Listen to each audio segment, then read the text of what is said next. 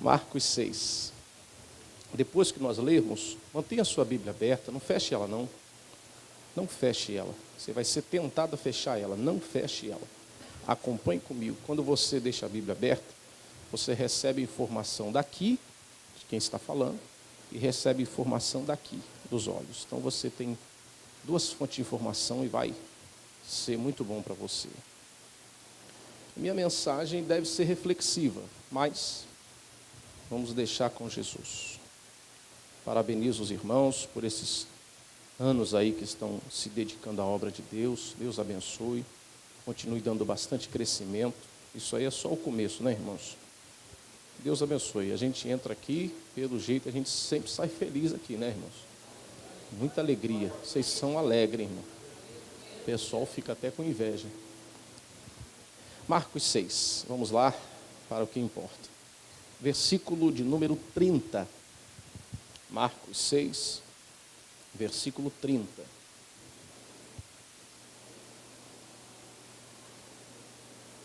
Os irmãos acharam? E os apóstolos ajuntaram-se a Jesus e contaram-lhe tudo, tanto o que tinham feito, como o que tinham ensinado. E os apóstolos ajuntaram-se a Jesus e contaram-lhe tudo, tanto o que tinham feito, como o que tinham ensinado. Amém? O texto está falando aí, fazendo referência aos apóstolos. Nós sabemos os 12. Mas para você entender esse versículo, você precisa dar uma olhada comigo no versículo 7. Porque o contexto desse versículo está no versículo 7.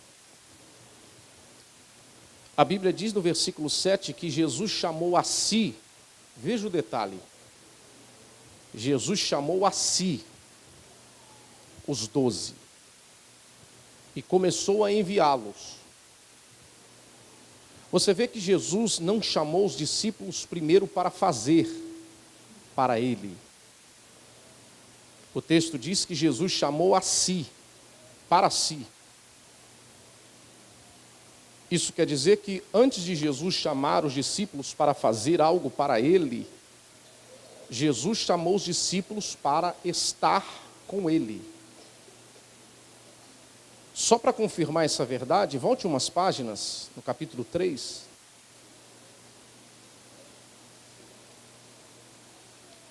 Veja o que diz o versículo de número 13. E subiu ao monte, e chamou para si os que ele quis, e vieram a ele, e nomeou 12, veja agora, para que estivessem com ele, e os mandasse pregar.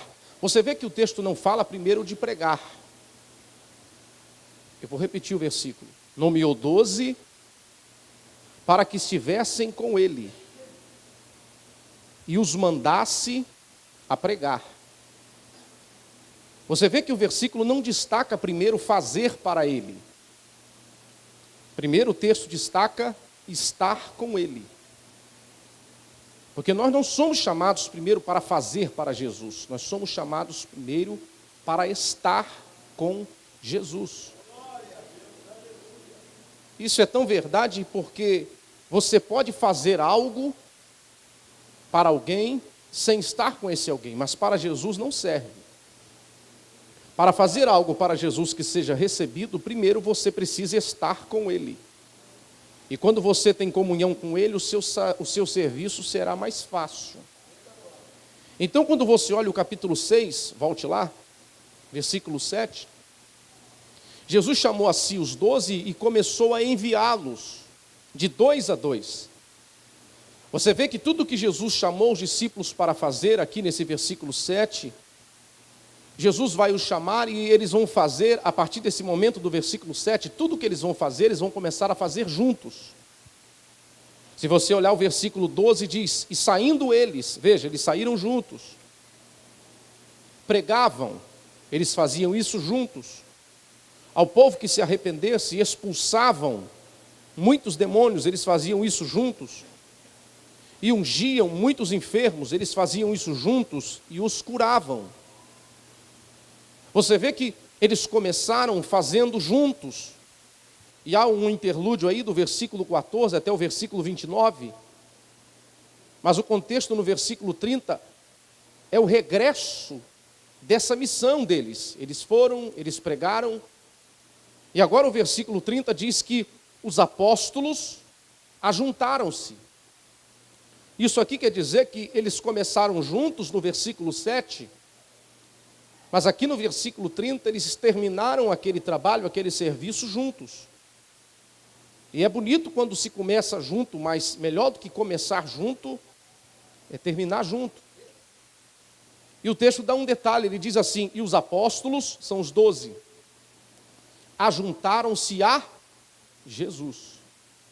E é curioso isso aqui, porque nós estamos falando de apóstolos, nós estamos falando de pessoas que tinham algumas coisas em comuns. Por exemplo, nós estamos falando aqui de Pedro e de André, que eram irmãos. Tiago e João haviam primos dentro do colégio apostólico de Jesus. Alguns eram pescadores, pelo menos 4, de acordo com Marcos capítulo 1, Mateus capítulo 4. Embora alguns digam, com base em João capítulo 21, que não só 4 eram pescadores, talvez 12 dos discípulos eram pescadores, 7 dos discípulos, talvez 7, dizem alguns. Mas o que me chama a atenção é que eles não estão juntos aqui porque eles têm a mesma profissão. Eles não estão juntos aqui porque eles têm um grau de parentesco. O texto é claro em dizer, eles se ajuntaram-se a Jesus. Eles não estão juntos por outra coisa, eles estão juntos por causa de Jesus. Você vê que Jesus é o elo. E contaram-lhe tudo. Tanto, veja isso, tanto o que tinham feito, como o que tinham, eu vou até repetir isso, tanto o que tinham feito, como o que tinham. Você vê que primeiro o texto fala de fazer, e depois o texto fala de ensinar. Eu vou repetir isso. Primeiro o texto fala de fazer, depois o texto fala de ensinar. Por quê? Porque só tem autoridade para ensinar quem primeiro faz. Porque a autoridade não está naquilo que eu falo. Vou repetir.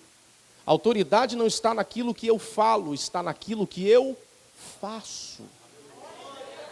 É por isso que eu vi o irmão aqui falando que ele não tem facilidade para falar. E eu achei bonita a simplicidade dele, que ele não está muito preocupado com isso, porque ele está preocupado com fazer.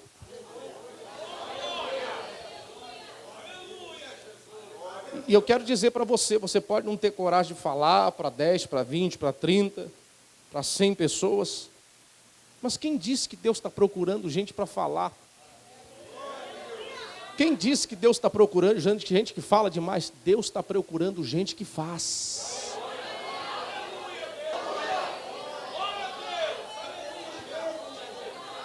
Eu quero dizer para você, você pode não ter condição de abrir a boca para falar, mas se você tem uma conduta, alguém vai te ver e vai falar, ali tem uma mulher de Deus. Eles contaram para Jesus tanto que tinham feito como que tinham ensinado. Eu tenho 2 pentecostais lá em casa, né? Estava falando com a esposa do pastor. Uma menina de 5 anos, um garoto de 9, o João Gabriel, e a menina de 5. Essa é do manto. Essa é pentecostal. Até de madrugada faz barulho. É de madrugada que o poder desce, né, irmão? E esses dias eu cheguei em casa, ela estava comendo na frente da televisão. Cheguei em casa, eu falei, Luísa, o que você está comendo aí na frente da televisão? Desliga esse negócio, vai sentar na mesa. Aí ela toda bravinha, né? Porque você sabe que mulher já é brava. Mas ela estava errada, pegou o pratinho dela, sentou na mesa. Tudo bem. Ficou meio chateada comigo. Só que no outro dia, eu não lembro se foi 1, 2 dias depois, eu cheguei também. estava na hora do almoço, estava dando jornal. Peguei meu pratinho, fui quietinho para frente da TV e estou lá. Aí você sabe que mulher é braba, agora com razão. Aí ela olhou para mim, botou aquela mãozinha na cinturinha assim. Quem tem filho aí de 5, 6 anos aí? Você sabe como é que é. Botou a mãozinha na cinturinha assim. Eu falei, papai, você não falou para mim que eu não posso fazer isso? Por que o senhor está fazendo? Meu irmão, até a minha filha de 5 anos de idade sabe que só tem autoridade para ensinar quem primeiro faz.